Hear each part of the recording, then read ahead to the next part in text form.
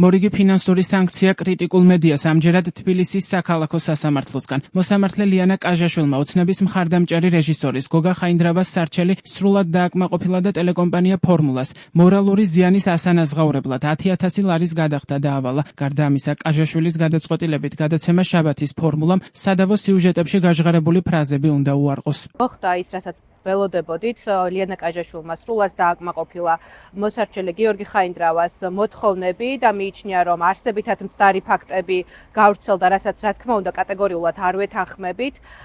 მოსამართლემ ამ ეტაპზე თავი შეიკავა და ესახელებინა თუ კონკრეტულად რაში გამომდინარეობდა არსებითად მცდარი ფაქტები და ყველა მოთხოვნა, ასე ვთქვათ, უცვლელად დაუკმაყოფილა გიორგი ხაინდრავას.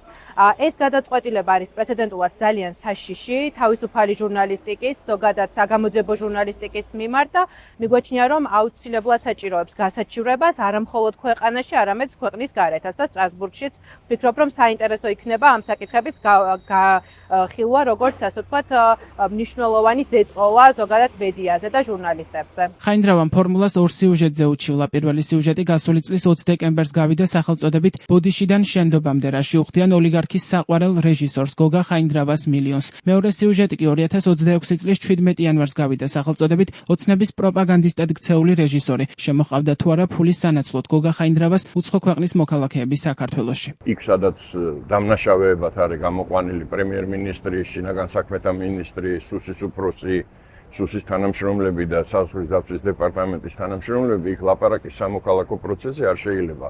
ამან განაპირობა, რომ პროკურატურაში სისხლის სამართლის საქმე აღიძრა.